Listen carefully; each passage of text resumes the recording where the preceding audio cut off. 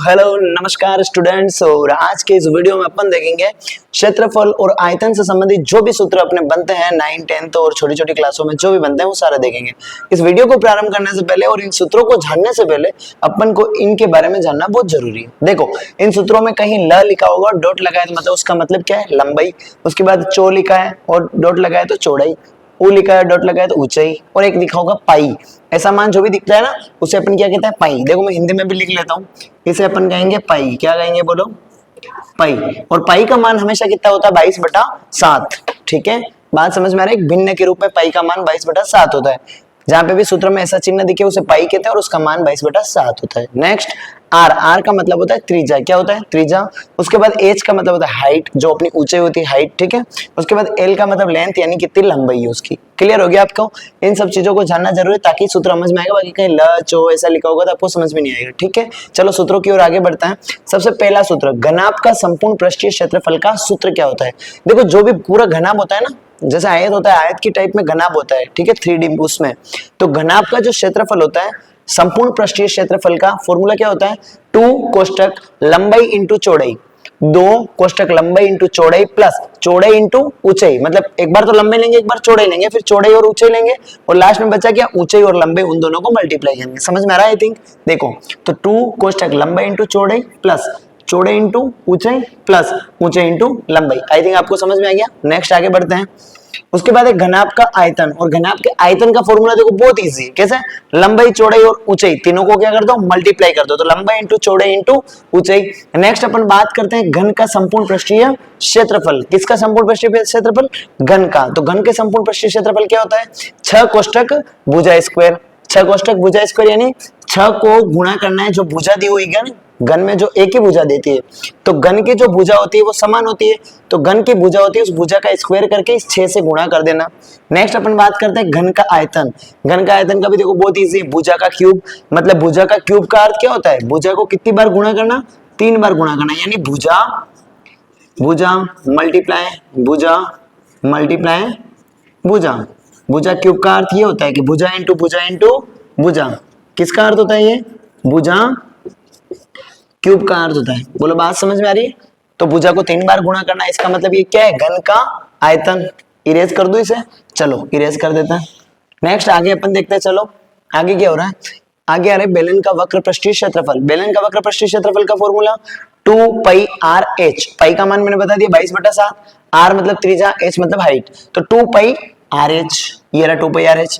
आगे बात करते हैं बेलन का संपूर्ण पृष्ठीय क्षेत्रफल। संपूर्ण पृष्ठीय क्षेत्रफल क्या होता है, 2πr कोष्टक r प्लस h। यही है 2πr r plus h। h का मतलब हाइट हो गया, r का मतलब त्रिज्या, और पाई का मान 22/7। आई थिंक आपको समझ में आ रहा है। नेक्स्ट आगे बढ़ते हैं अपन। देखो, उसके बाद बेलन का आयतन। किसका आयतन पूछा है, बेलन का आयतन तो क्या होता है, πr²h। बेलन का आयतन क्या होता है, πr²h। नेक्स्ट आगे बात करते हैं अपन शंकु का वक्र पृष्ठीय क्षेत्रफल, πrl। पाई का मान 22/7, r त्रिज्या और l यानी लेंथ। πrl किसका होता है, ये बोलो, ये होता है अपने शंकु का वक्र पृष्ठीय क्षेत्रफल। शंकु का वक्र पृष्ठीय क्षेत्रफल का मतलब क्या होता है, सुन लो। जैसे कोई चीज है, उसको बाहर से जहां जहां पे अपन छू सकते हैं ना, उसका क्षेत्रफल निकालना। जैसे ये डस्टर है, इस डस्टर को यहाँ छू सकते हैं, यहाँ छू सकते हैं, यहाँ छू सकते हैं, यहाँ छू सकते हैं, यहाँ, मतलब जहां जहां भी छू सकते हैं, छू सकते हैं, उसे क्या कहते हैं, वक्र पृष्ठीय क्षेत्रफल। चलो नेक्स्ट आगे बढ़ते हैं अपन। शंकु का संपूर्ण पृष्ठीय क्षेत्रफल। संपूर्ण पृष्ठीय क्षेत्रफल ये तो हो गया वक्र पृष्ठीय क्षेत्रफल। मतलब इसमें क्या होगा, शंकु का जो नीचे वाला जो भाग खाली होता है ना, जैसे अपन किसी का शंकु बनाते हैं, अगर मैं आपको जैसे 3D में वो लाके शंकु बताऊंगा आपको, ठीक है। जो शंकु होता है वो नीचे से खाली रहता है, तो उस खाली वाले को वक्र में नहीं गिना जाता है। और जब उसको भी पैक कर दिया जाता है और चारों तरफ का जो निकाला जाता है उसे क्या कहते हैं, संपूर्ण पृष्ठीय क्षेत्रफल। और संपूर्ण पृष्ठीय क्षेत्रफल का फॉर्मूला क्या होता है, πr कोष्टक l प्लस r। बोलो, बात समझ में आ गई। इसमें आगे देखिए, शंकु का आयतन। किसका आयतन पूछा आप, शंकु का आयतन। तो 1/3 πr²h। क्या पूछा है, 1/3 तो अपने फॉर्मूला लिखना है। पाई का मान 22/7, r जो अपने को दिया होगा उसका क्या करना है, स्क्वायर, यानी उसको कितनी बार गुणा करना है, 2 बार। और क्या हो गया, h। नेक्स्ट आप बात करते हैं गोले का क्षेत्रफल। किसका क्षेत्रफल पूछा है, गोले का क्षेत्रफल। तो देखो, गोले का क्षेत्रफल क्या होता है, 4πr स्क्वायर। ये हो गया। अब देखना गोले का और अर्धगोले का, देखना दोनों एक साथ समझा दूं। गोले का क्षेत्रफल क्या हो गया, 4πr स्क्वायर। 4πr स्क्वायर हो गया, 4πr स्क्वायर। ये हो गया गोले का।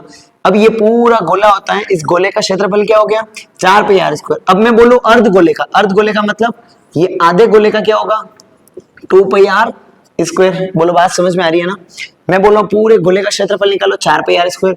इसी गोले को आधा काट दिया तो अर्ध गोला हो गया, और अर्ध गोले का क्या आ गया 2 पाई आर स्क्वायर, मतलब 4 का आधा कर लिया। बात समझ में आ गई। चलो नेक्स्ट आगे बात करते हैं गोले का। अब पूछेंगे आयतन। क्या पूछा गोले का आयतन। अब गोले का आयतन क्या होता है 4/3 पाई आर क्यूब। गोले का आयतन क्या होता है 4/3 पाई आर, यही है सॉरी 4/3 सॉरी पाई नीचे लिख दिया ना, मिस्टेक हो जाती है कभी कभी। तो देखो क्या हो गया 4/3, ठीक है वापस वही लिख रहे हैं पाई आर क्यूब। ये हो गया गोले का आयतन। जो आयतन का अर्थ होता है उस गोले में कुछ कुछ भर सकते हैं, जैसे किसी भी चीज है घर पे आप जैसे ग्लास लोगे, ग्लास को जहां जहां छू सकते हो आप, जहां जहां भी छू सकते हो वो तो हो गया उसका वक्र पृष्ठीय क्षेत्रफल। आयतन का अर्थ है उस गिलास के अंदर जो पानी भरा जाता है ना, वो पानी कितना आएगा, मतलब जो चीज उसमें भरी जाती है लिक्विड फॉर्म कितना आ सकता है, उसे कहते हैं आयतन। आई थिंक समझ में आ गया ना। तो 4/3 पाई आर क्यूब ये इसका गोले का आयतन हो गया। तो अर्ध गोले का क्या होगा, इस 2 के आधा कर दो, 2/3 पाई आर क्यूब। ये किसका हो गया गोले का आयतन, ठीक है। और ये कौन सा हो गया अर्ध गोले का आयतन, अर्ध गोले का आयतन। और ये किसका हो गया गोले का, दोनों क्या हो गए आयतन। आई थिंक आपको समझ में आ रहा है ना। चलो इसको इरेज कर देता हूं मैं वापस अगेन, इसको इरेज कर दिया। नेक्स्ट अपन देखते हैं क्या बाकी रह गया। गोले का क्षेत्रफल हो गया 4 पाई आर क्यूब स्क्वायर। गोले का आयतन क्या हो गया 4/3 पाई आर क्यूब। नेक्स्ट बात करते हैं अर्ध गोले का क्षेत्रफल मैंने बता दिया 2 pi r square, 2 pi r square. उसके बाद अर्ध गोले का आयतन क्या हो गया 2/3 पाई आर क्यूब। नेक्स्ट अपन बात करते हैं घन के विकर्णों की लंबाई निकालना। देखो अपने पास कोई घन होगा, ठीक है, माना कि घन है, इस विकर्णों की लंबाई, विकर्ण किसे कहते हैं एक कोने से दूसरे कोने तक की जो लंबाई होती है ना, ये आपस में क्रॉस कर रही है, इनको कहते हैं विकर्ण। क्या कहते हैं इनको कहते हैं विकर्ण, ठीक है। इन विकर्णों की लंबाई निकालने के लिए क्या करता है √3 इंटू भुजा।